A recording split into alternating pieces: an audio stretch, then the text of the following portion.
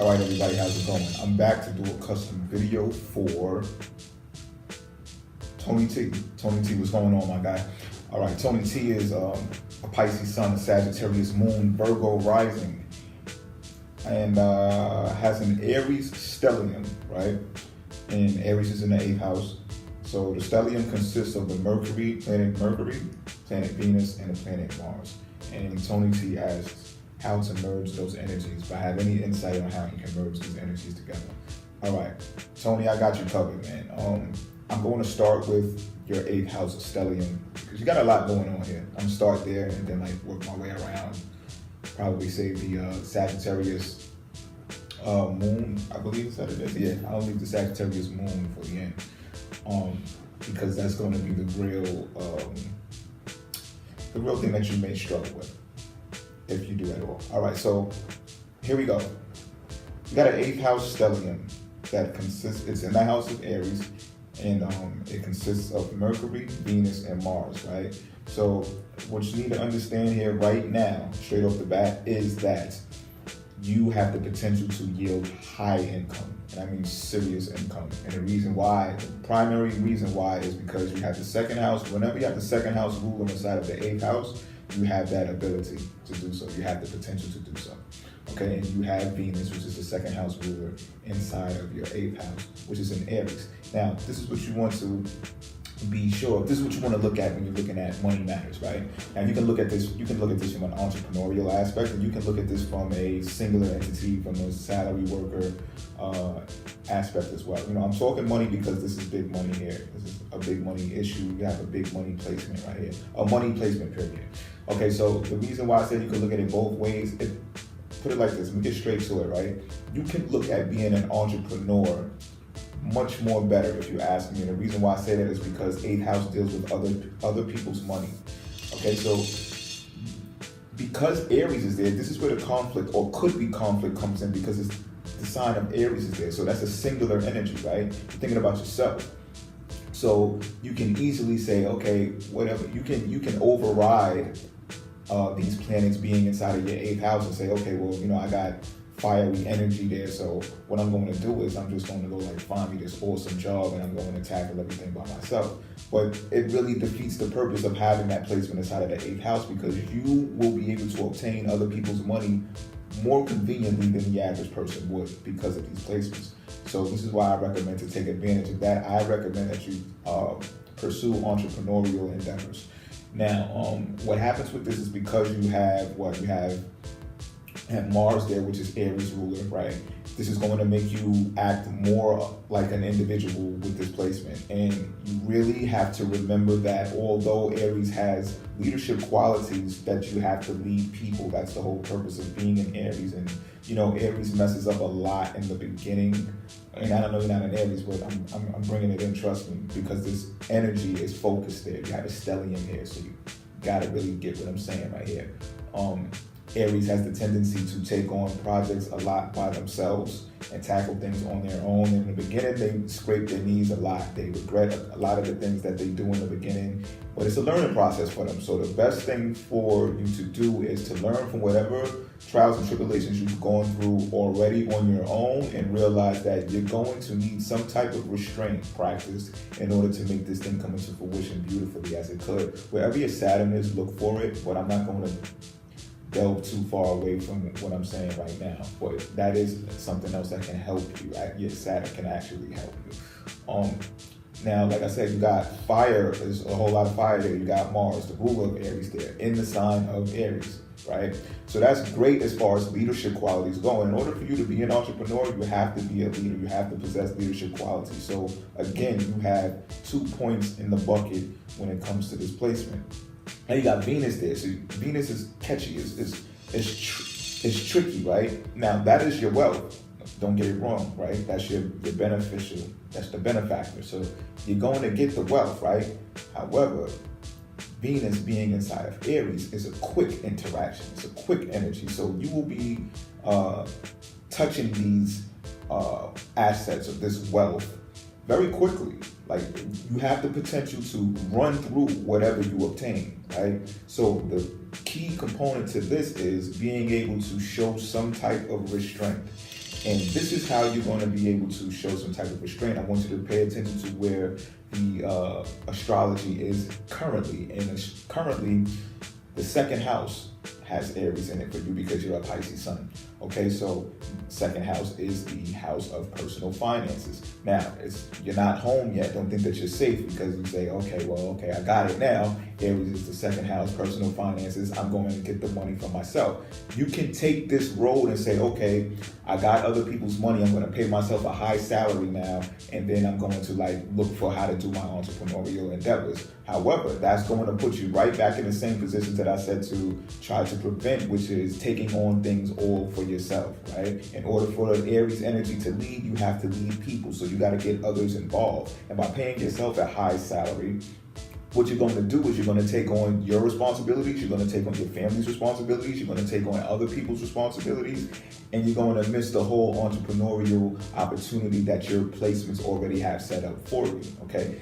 Just take note to any Aries that you know. Aries woman spent more money on me than any other woman, flat out, flat out. And maybe a Capricorn, but that's because I've been with her longer, but still, I think the Aries gotta be, an Aries dropped a couple stacks on me in a night, you know what I'm saying? Just like that.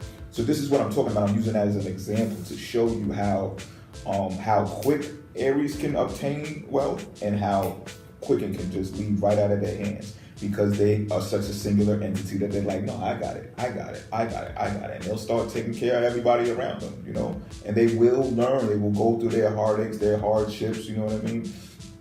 And then it's later on in life that they start to learn to use some type of restraint. And sometimes the universe puts them in places for that to happen. The universe will do it for you. So I'm giving you a heads up on how to balance this out. Now, the reason that you are able to utilize current astrology in a good way is because you're a Pisces sun. So Pisces being your first house, currently you have the ability to create. And with this ability to create, you need time in order to create. And this is why I said to take the entrepreneurial route, because you can pay yourself on the back end. You can pay yourself in shares, and you can pay other people to do the jobs that you don't necessarily have the skill set for, or you don't have the time to do because you're so busy creating as a Pisces sun. You understand what I'm saying? So you're pretty much shielding yourself with other people's finances, right? So what your finances in the immediate sense does not really mean as much as taking care of others around you first. Put them first, because you're going to get it. You're the creator, so whatever you create gets sold. Pisces is a house of sales as well. Pisces is a sign of sales. So you're going to get it. You need the time though, right? And this is where you have to show restraint, because you have all of this quick fire energy going on, and then you have a Sagittarius moon. So you're going to have the habit of not wanting to listen to anybody, right? Now I said you will struggle with this position unless you take this pointer. Use that energy that says, Sagittarius is bold. They're like, I'm not listening to nobody. That is also a key component for being an entrepreneur, all right? So that means you're going to push the envelope. You're going to break through barriers and stuff like that, because you won't take no for an answer. You want to do it your way, and no matter how many times you fall, you're going to get back up and do it your way, right? So that tenacity is going to add on to the fire element, which is Sagittarius moon, adding on with the Aries, adding on with the Mars being there. And you may even be able to work in a government position. You may be even able to write people's budgets out. You may be able to work for the Fed, consistent of writing out budgets for people, factions, institutions, corporations, possibly your own corporation. The reason why I say that is because you got Mercury there as well, okay? Now, Mercury will also enhance the speed in which you communicate the things that you want to do and the actions that you take. What will help you though is you'll find out this, right? I'm gonna tell you this. You'll find out this, because Venus and Mercury is there. You will be so quick to distribute the finances to people, as I was saying, and even that can backfire. But what will happen is, because Aries is in your second house currently, right?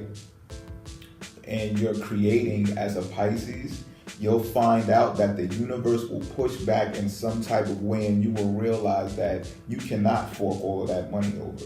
You have to sit on some of that money, because those people or those entities are going to show you that you are really in control of everything that happens, because you're a Pisces sun. That's your first house in the current astrology. You must create.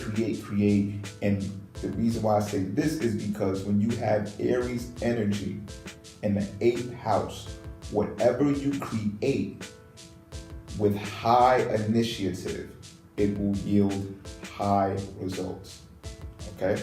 So it's still all going to come back to you. You will be surprised. You will be shocked to see that everything that you create will generate income for you. It's not going to be necessarily what the people you hire or the people around you create. It's going to fall on you. So you're also going to have to find yourself spending more amount of time by yourself. All right. Now I don't know how this is going to affect you. However, in order to make this thing work the way that it should work, you're going to need time by yourself. You're going to need that time to create. You're going to need that time to be a singular entity, which is where the Aries stuff is. And it shouldn't be difficult for you because you're a Pisces sun, right? Because you're a Pisces sun. And then you're a Virgo ascendant. Now, the Virgo ascendant in you is going to want to interact and engage with people. But at the same time, that's going to help you give some type of restraint, because you're going to be analyzing things that's happening in accordance with your expenditures. Okay, so be on the lookout for that. Be on the lookout for making sure that Venus doesn't have you so in love with interaction with finances that you lose grip on the whole opportunity that you have to be an entrepreneur. Because like I said, you can take the other route and just utilize your second house in current astrology and say, you know what, I'm going to get big money anyway for myself because I have Aries in second house. So all I got to do is look for a high paying position, because you're going to have some type of skill set that's going to be efficient in order to obtain that. But listen, think about it, and think about it because you have a stellium. Because wherever you have a stellium, that is where your skill set is more concentrated, and it's more, as I said, it's easier to obtain. And then you got mortgages there, you got insurance there, you got all of these things there, right? That if you were to utilize this in the form of a corporation or an LLC or some type of business format, you know, it's all up the alley of removing yourself from the equation to benefit the overlooking of the whole project. And you have Virgo ascendant that's going to make sure that that is done efficiently.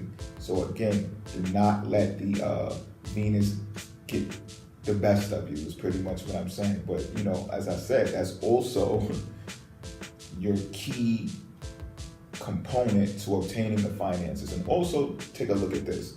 Your ascendant ruler is inside of the 8th house as well, Mercury. So you have a profound position right here. Take advantage of this. Take advantage of this, please. If you need any more insight on this, I think I pretty much covered it. Fire, right? Just calm it down a bit. Show some type of restraint. If you can find where your Saturn is. Look for where your Saturn is. Wherever it's at, whatever house it's in, whatever signs it's in, learn how to use it, or at least be aware of when Saturn puts restraints on you, because a lot of the times it's cues and it's hints around you, like you may not be able to do certain things at a certain time. It's not the time for you to get frustrated. It's the time for you to understand, to look at where Saturn is at. And I can guarantee you that whatever house it's in your natal chart, or whatever house it's in the current astrology, will give the hint to why those restraints are put on you, and will give you the insight that you need to bring everything into fruition. If you think I left anything out, get in the comment box. If you need to know anything else, or you need me to put emphasis on anything else about this placement, let me know. I would even like to hear some updates about this, because this is a special placement, man. Great luck to you, Tony. I'm out.